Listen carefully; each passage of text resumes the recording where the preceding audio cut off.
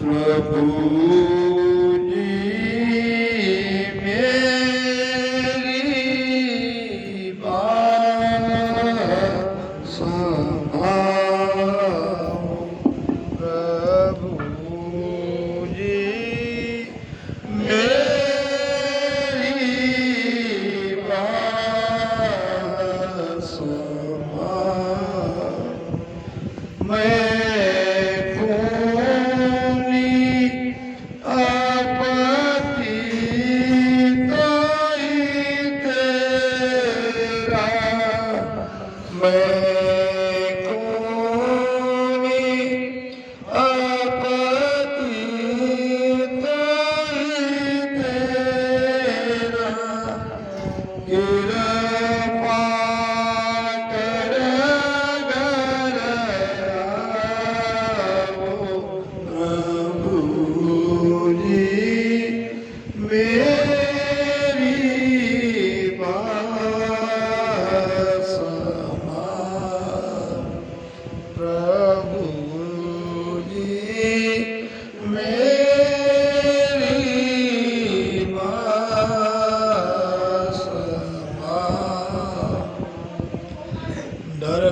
जीव कर्म सुन मेरो ध्याति करे मन माई मेरे राम ध्याति करे मन माई।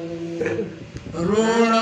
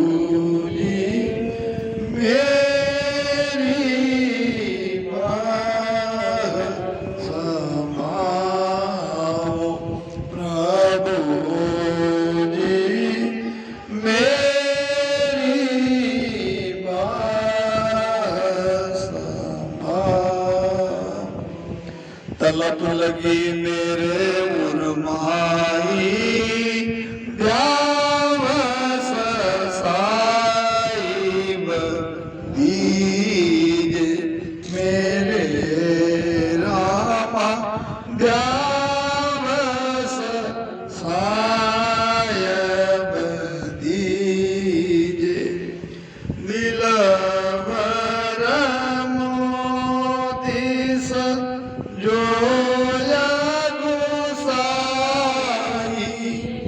दिलबर मोदीस जोया गोसाई जन को कारज कीजे। प्रभु जी मेरी बात संभालो। प्रभु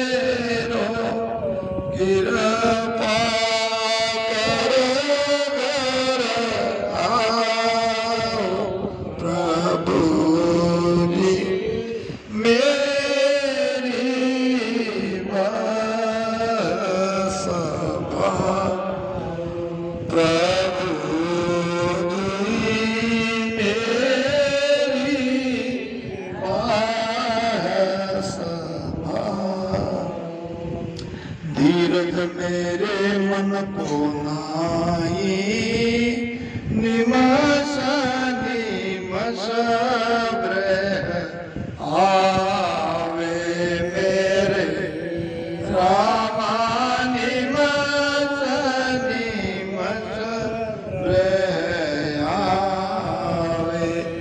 पल पल व्याकुल हुए वो प्राणी, पल पल व्याकुल हुए वो प्राणी, जीवद सुदिस जावे प्रभु जी, मेरी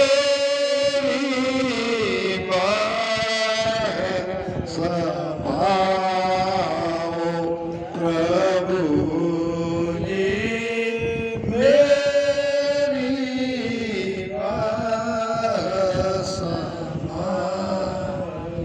मैं कोनी आपत्ति तो ही तेरो, मैं कोनी आपत्ति तो ही तेरो, कृपा कर घर आओ प्रभु जी, मेरी बात समाओ प्रभु जी, मेरी बात समाओ। बल साहेब सतगुरु हर दीजे, बांधो भरम अंधेरा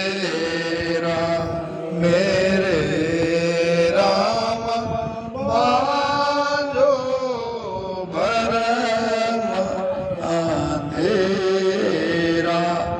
मेरा कर्म काट कर खाने, मेरा कर्म काट कर खाने, मेटो 84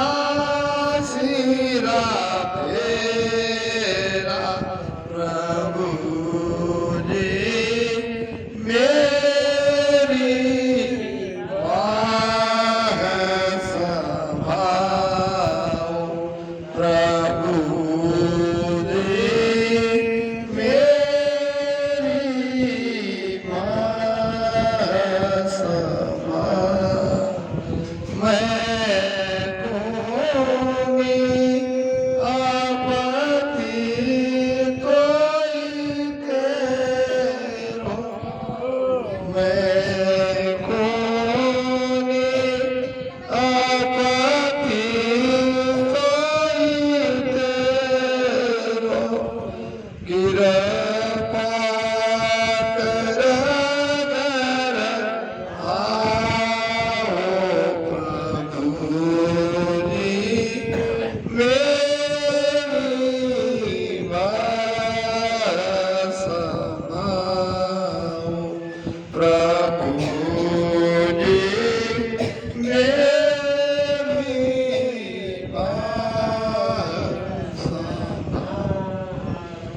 जीव विचारो क्या कर सके रे तरेण सो होई मेरे राम, रे तरेण सो होई सुख राम आपकी कृपा के सो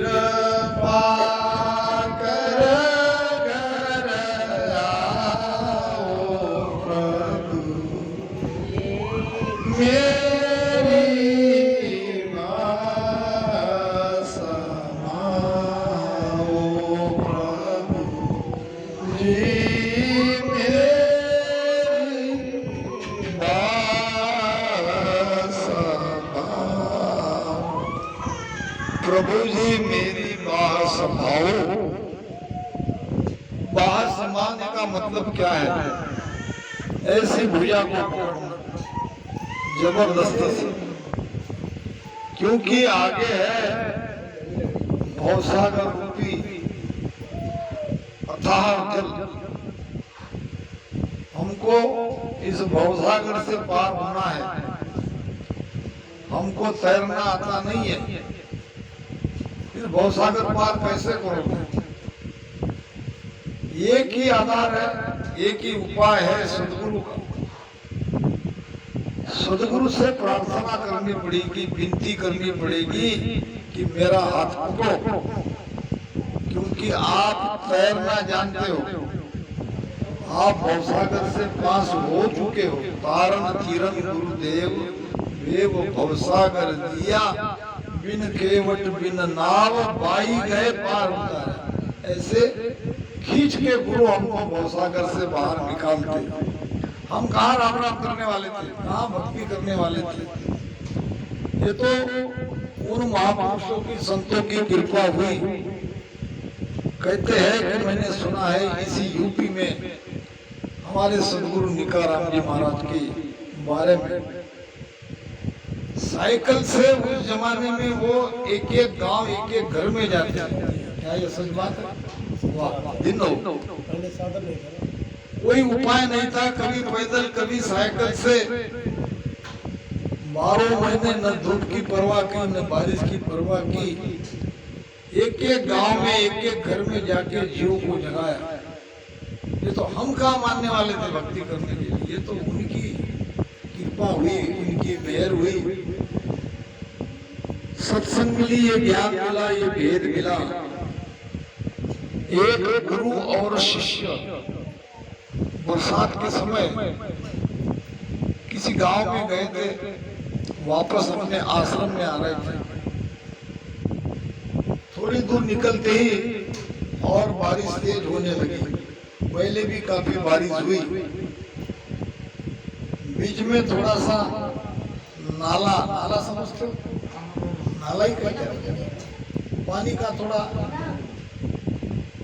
तो वो बाढ़ आ गई। अब थोड़ी सी पुलिया थी ऊपर, शिष्य पुलिया से पार हो गए। पीछे देखा, गुरु पुलिया से पार हो गए। पीछे देखा तो शिष्य जो कि त्यों खड़ा था। गुरु ने पुकारा, अरे बेटा जल्दी आओ, बाढ़ बड़ी तेज आ रही है, अगर पुलिया के ऊपर से पानी बहने लगा के आना मुश्किल हो जाएगा। चेला कहने लगा, गुरुदेव मेरे अंदर वो शक्ति नहीं है, मैं बहुत कमजोर हूँ। आप ही कोई उपाय करेंगे तो मैं पार हो सकता हूँ, नहीं तो बाढ़ तो मुझे जाने ही नहीं देगी। और मैं मेरी तरफ से कोशिश करूंगा, और चलते चलते बाढ़ आ गई तो मैं कमजोर,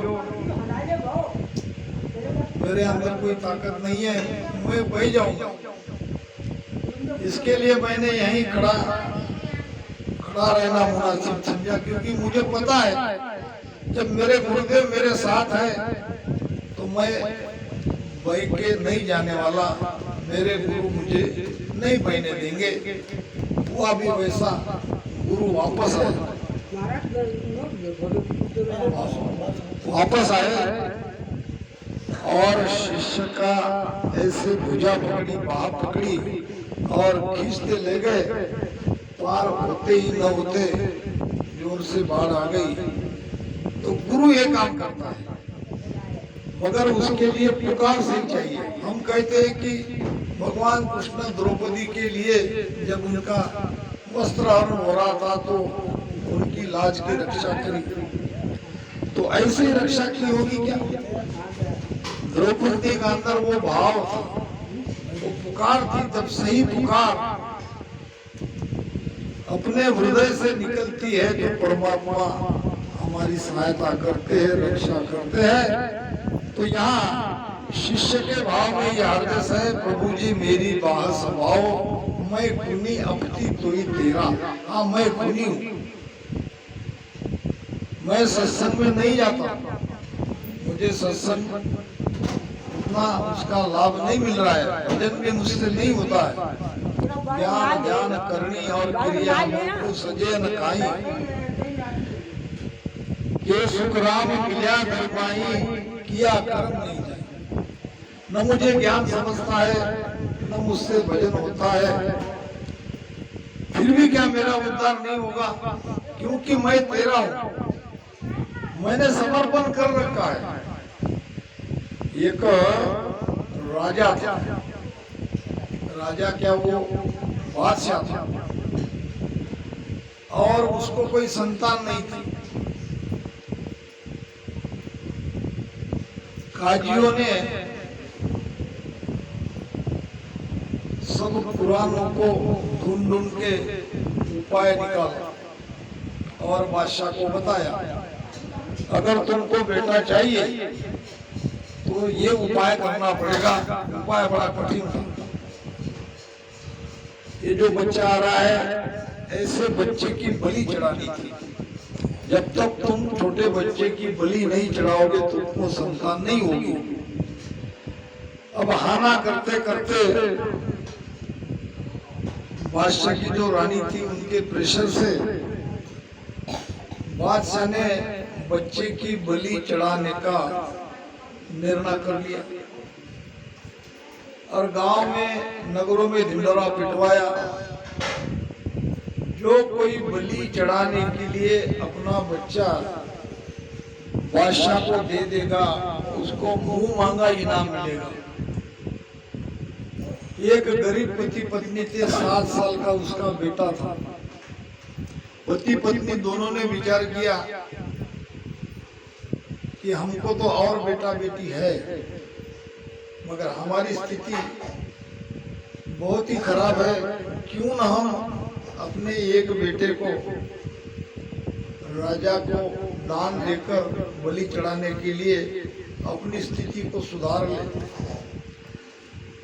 दोनों पति पत्नी का मन बन गया। 7 साल के बेटे को लेके राजा के पास गए, कह दिया कि ये हमारा बेटा है और हमने स्वेच्छा से बलि चढ़ाने के लिए इसको दे दिया है, अब दे दो।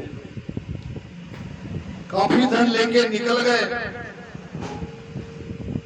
अब वो सारी तैयारी हो गई। बच्ची की गर्दन पे जो आरा चलाया जाने वाला था, उसकी धार लगाने लगे। बच्चा ये सब देख रहा। अब कुछ ही क्षणों में गर्दन कटने वाली थी। अब जब ऐसी विपत्ति आती है तो परमात्मा याद आ ही जाते हैं। अब बादशाह ने पूछा, बेटा अब तुम्हें तो पता है तुम्हारे साथ क्या होने वाला है? रोते रोते बच्चे ने कहा, हाँ। तो बताओ बेटा, तुम्हारी आखिरी इच्छा कोई हो तो मुझे बता दो, मैं तुम्हारी आखिरी इच्छा पूरी करके तुम्हारी बलि चढ़ा देता हूँ, जिससे मुझे बच्चा हो जाए। 7 साल के बच्चे ने कहा, मुझे थोड़ी मिट्टी चाहिए। ये मट्टी लाके दे दो। अरे मट्टी लाके दे दिया और उस मट्टी के 4 ढिगले बनाए। ढिगले समझते क्या? ऐसे गोल गोल गोल गोल गोल है। राजा, वो कसाई, वो काजी और सारे लोग देखने लगे कि ये क्या कर रहा है मट्टी का। लाए हुए मिट्टी के 4 ढीले बनाए, एक को ऐसे उसने मोड़ दिया, फिर दूसरा भी मोड़ा, यानी उसको साफ कर दिया, तीसरा भी साफ कर दिया और चौथा ऐसे के ऐसे रखा। थोड़ी देर में मनी मन भीतर से प्रार्थना करी और फिर बादशाह को कहने लगा, अब चलाओ सूरा मेरी गर्दन पे। बादशाह को बड़ा आश्चर्य हुआ कि ये इसने किया क्या है, इसका राज जानना चाहिए। बेटा वो तो काम हो जाएगा, मगर ये बताओ कि ये तुमने अभी मिट्टी का ये ढिगला बना के उसमें से भी 3 को तो मिटा दिया, एक को सुरक्षित रखा, ये क्या कारण है? तो उसने कहा अब बताना तो नहीं चाहिए, मगर आपकी इच्छा है, वैसे भी आप बादशाह हो, प्रेम से नहीं तो डांट से भी आप पूछ सकते हो, मैं बताता हूँ। पहला डिगला है मेरे माता पिता के लिए, जिसने लोभ लालच में अपने बच्चे को बेच दिया, जिनकी जिम्मेदारी थी मेरे परवरिश की करने की, मेरी रक्षा करने की, अब वही मुझे जब बलि चढ़ाने के लिए बेच रहे, तो ये डिगला उनके नाम का है, मैंने उसको मिटा दिया। धिक्कार है ऐसे माँ बाप को। दूसरा डिगला है मेरे रिश्तेदार, समय समय पर सुख दुख में रिश्तेदार आ जाते हैं। अब इतनी बड़ी घटना मेरे परिवार में होने जा रही है, मेरी बलि चढ़ाई जा रही है, रिश्तेदारों को सब पता है, मगर कोई आए नहीं, मेरे माँ बाप को रोका नहीं टोका नहीं। दूसरा धिक्कार उनके लिए, ऐसे रिश्तेदारों को क्या कहा? रिश्तेदार वही है जो हमारे दुख में विपत्ति में काम आए। बादशाह को बड़ा आश्चर्य हुआ, बात तो बहुत सही है। अच्छा, ये तीसरा किसके लिए? ये आपके लिए। आप हमारे बादशाह हो, आपका धर्म है, आपका कर्तव्य है मेरी रक्षा करना। मेरी बलि चढ़ाई जा रही है तो आपका कर्तव्य है, क्योंकि आप बादशाह हो, आप सबके रक्षक हो।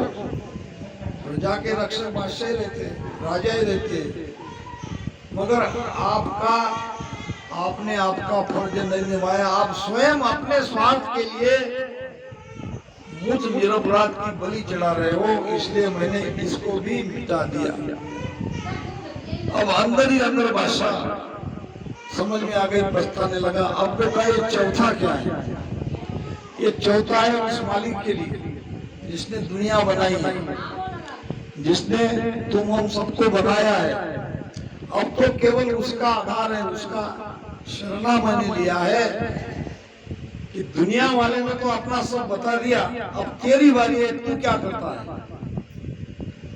अब तो तेरा हिस्सा बाकी है, और मैं तुम्हारे शरण में बैठा हूँ। इतना कहते ही परमात्मा अपना बिरद नहीं जाने देते। राजा का मन परिवर्तन हो गया, बादशाह का मन परिवर्तन हो गया। नहीं चाहिए मुझे बेटा इस छोटे बच्चे का बलि चढ़ा के। परमात्मा क्या नहीं करता? काजी को पाजी, पाजी को काजी कर देता है, राई को पर्वत करता है, जीवित को मार देता है, मुए को जीवा देता है, निरोगी को 36 प्रकार का रोग लगा देता है, और 36 प्रकार के रोगी को निरोगी बना देता है। गांव को पानी बना देता है, पहाड़ में बस्ती बना देता है। वो क्या नहीं करता अगर वो चाहे तो। तुरंत बादशाह के मन में परमात्मा बैठ गए। कसाई को कहा चल निकलो, काजी को कहा उठाओ, तुम्हारा ये सब मुझे नहीं करना है, मुझे नहीं बच्चा चाहिए। काजी प्रार्थना करने लगे, कसाई प्रार्थना करने लगे, महाराज अगर बलि नहीं चढ़ाओगे तो बच्चा नहीं होगा, मुझे बच्चे की जरूरत नहीं है, मुझे 7 साल का रेडीमेड बच्चा मिल गया, आज से यही मेरा बच्चा है और यही मेरे बाद बादशाह बनेगा। परमात्मा पे अगर विश्वास करोगे, विश्वास के साथ भक्ति करोगे, भजन करोगे, परमात्मा की कृपा होगी। तो बेटा कितना भी गुनहगार क्यों न हो, टाबर को सदा टाबर कहिए, बाप बिरद नहीं जावे, और के शुक्रान सुनो मेरा ठाकुर, ये तेरा बिरद का। बेटा कैसा भी क्यों न हो, कितना भी गुनाह उसने क्यों न किया हो, माता पिता उसे अपने छाती से लगा लेते हैं, उसकी रक्षा करते ही है। तो इस प्रकार से परमात्मा की प्रार्थना करो, तब होगी कृपा, तब जगेगा शब्द, तब लगेगा ध्यान, तब आएगा भीतर आनंद। ये सब जीते जी होना है। समय अभाव के कारण इस विषय को हम आगे नहीं बढ़ा सकते। आरती की थाली आ चुकी है, अब आरती होगी और फिर प्रसाद होगा। प्रसाद लेके ही हमको यहाँ से जाना है। सदगुरु